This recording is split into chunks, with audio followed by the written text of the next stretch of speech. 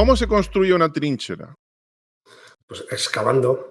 En los medios modernos, evidentemente, hay máquinas de movimientos de tierras, que son las mismas máquinas que se emplean. Las unidades más ligeras utilizan maquinaria, incluso desde mini máquinas que pueden helitransportarse o se pueden transportar vía aérea con ala fija también. Máquinas un poco más potentes para unidades más a retaguardia y, por supuesto, las que están más a vanguardia y tienen medios mecanizados, pues al final es un carro de combate, básicamente, o un vehículo mecanizado al que se le añade una pala retroexcavadora o una excavadora o directamente una pala para remoción. En fin, se van añadiendo artilugios. Los vehículos de zapadores, además, son vehículos muy complejos, con muchísimos implementos y muy extraños, porque ningún país, ninguna nación tiene lo mismo, ¿no?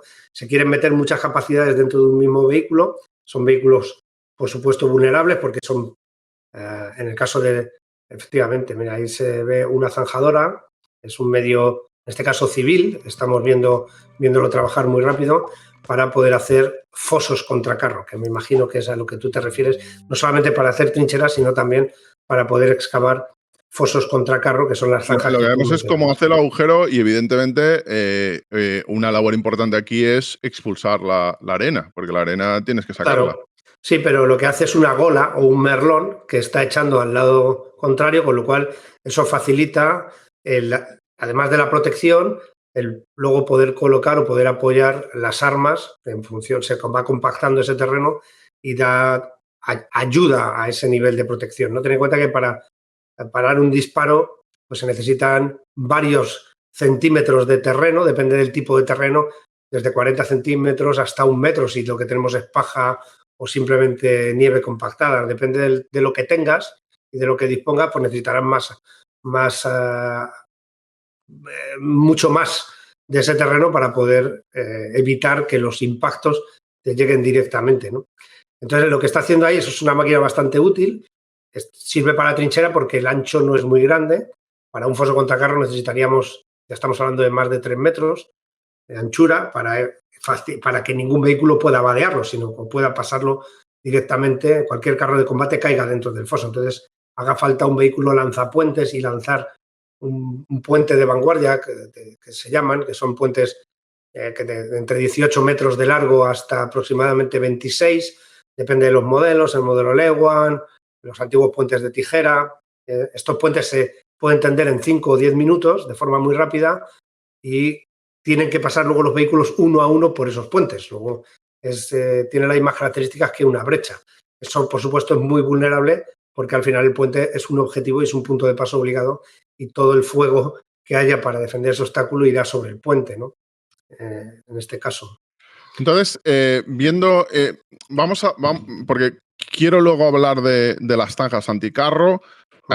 Sabemos que las defensas modernas pues ya no son fosos llenos de agua alrededor de un castillo con una muralla. Lo que suele haber en guerra moderna son pues fosos anticarro, campos de minas, trincheras, posiciones fortificadas que suelen ser una especie de búnkeres o paredes a veces para colocar artillería detrás, con una especie de agujeros, puntos de defensa para tiradores. Entonces, es verdaderamente más complejo, más enterrado, como había dicho Joaquín. Pero vamos primero, tema trincheras. Tema trincheras, lo que sabemos es que las trincheras modernas no se parecen a las de la Primera Guerra Mundial. Hemos visto, bueno, salvo que tú me digas algo que... No son tan diferentes realmente, ¿no? Vale, pues... No son tan diferentes. La diferencia quizás es que los frentes estáticos de la Primera Guerra Mundial hicieron que hubiera gente que estuviera 3 años metido en una trinchera. O sea, es que entonces las trincheras, hay una cosa que tú has mencionado antes, que es la perfectibilidad en los trabajos, sí. Y la misión del que está defendiendo es siempre mejorar lo que tiene, no solamente donde vive, su refugio, el lugar donde combate, en este caso es la trinchera, como tú mencionas, el pozo, cada binomio está en un pozo, cada hombre individual está en un pozo y esos pozos se van uniendo por ramales y eso es a lo que llamamos vulgarmente trincheras, ¿no? Esas trincheras, como dices, se van a ir mejorando. En primero están, como vemos en la fotografía o en el vídeo es muy idílico, Lógicamente, si el terreno tiene piedra o no es un terreno fácilmente trabajable, no iba a ir a esta velocidad, ¿no?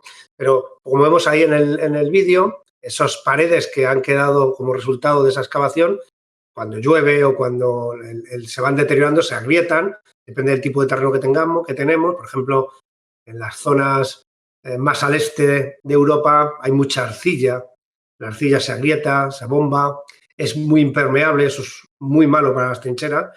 El mayor enemigo de este tipo de obras, de este tipo de excavaciones, es el agua, porque si tienes arcilla en el suelo, ¿qué va a pasar con el agua? Pues que no se va a ningún sitio.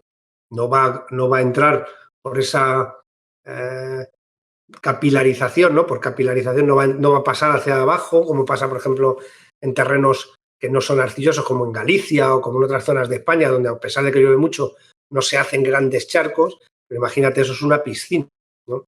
Si el terreno es arcilloso, lo que tienes abajo no va a penetrar, es totalmente impermeable y al final vas a estar cubierto de agua constantemente. El que está ahí, los famosos pies de trinchera de la Primera Guerra Mundial, porque la gente estaba constantemente con el pie dentro del agua, ¿no? Dentro del barro, en unas condiciones higiénico-sanitarias muy peligrosas para poder...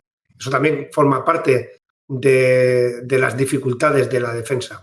Y además, hemos visto cómo en las trincheras se coloca, y esto es algo que yo desconocía, los ingenieros o los zapadores colocan en la parte inferior incluso una especie de agujeros, que yo creía que eran agujeros de drenaje, pero son agujeros para que las granadas acaben explotando en un espacio muy cerrado. Y a mí me sorprende porque yo creía que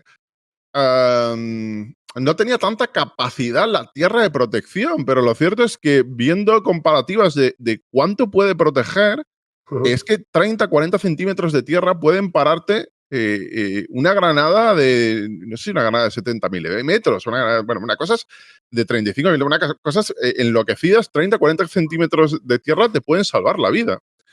Bueno, ten en cuenta que lo que vemos en las películas, cuando uno lanza una granada y salen 3 tíos volando, lógicamente no es real, ¿no? Una granada tiene las granadas de mano tienen como mucho 100 gramos de explosivo. Las granadas de fusil, las modernas granadas de fusil, incluso menos. Esas cantidades de explosivo, bueno, lo vemos, por ejemplo, la típica granada que hemos visto alguna vez en televisión en algún conflicto moderno ahora, que las lanza un dron con un relé y cae una granada de 40 milímetros. Esa granada de 40 milímetros, a veces ves el vídeo como la detonación es mínima. Realmente no hay una cantidad de explosivo como que tiene que coger muy cerca para hacerte daño, ¿no? Es la metralla, lo que envuelve a la granada, lo que de verdad te va a herir. Pero a no ser que la granada te caiga justo encima, bueno, pues si llevas medios de protección como un chaleco que te pueda proteger, como un casco, etcétera, etcétera, tus posibilidades de supervivencia son mucho más grandes. Si además el terreno está ligeramente inclinado hacia atrás y tienes una zanja o tienes un agujero, como tú has mencionado, ¿no? Con varios centímetros de profundidad, pues eso, lógicamente por gravedad, irá al agujero y en el agujero explosionará y el terreno va a contener gran parte de la explosión porque la única salida de la explosión es hacia arriba, por lo cual si yo no estoy justo encima del agujero, no me va a dañar, ¿no? Ese es el objetivo, minimizar siempre el impacto que puede hacer cualquier tipo de carga explosiva. Al bajar el terreno, al estar enterrado, lógicamente la artillería es mucho menos efectiva, ¿no? Que si estoy en superficie, que la detonación normalmente es cuando impacta con el terreno, pero también puede ser una detonación aérea, ahí me puede hacer más daño, pero hay que ajustar muy bien para caer justo encima de donde yo estoy protegido, ¿no? Además, vemos cómo en las trincheras se coloca mucha, o vemos en las que están bien hechas, se coloca madera en los muros. ¿Eso es para que se mantenga la estructura de la trinchera? ¿Por qué se coloca madera? Es lo que te he mencionado antes. Si tengo arcilla o el terreno está así, pues, cuando pasen las semanas, las raíces van a ir abriendo el terreno, se va a ir desmoronando, es muy inestable. Si llueve, pues lógicamente las paredes van a hinchar y al final acaban colapsando y tengo que empezar otra vez de nuevo, ¿no? Entonces, en esas medidas de perfectibilidad, lo primero que voy a utilizar es alguna forma de entibar lo que tengo. Igual que se hace en una mina, hemos mencionado entibar con madera, pues también puedo hacerlo con madera. La madera lo que pasa es que se pudre, se acaba pudriendo. hay que tratarla, pero también es un material fácil de trabajar, que no requiere grandes despliegues logísticos. En este caso, por ejemplo, aquí vemos chapa, ¿no?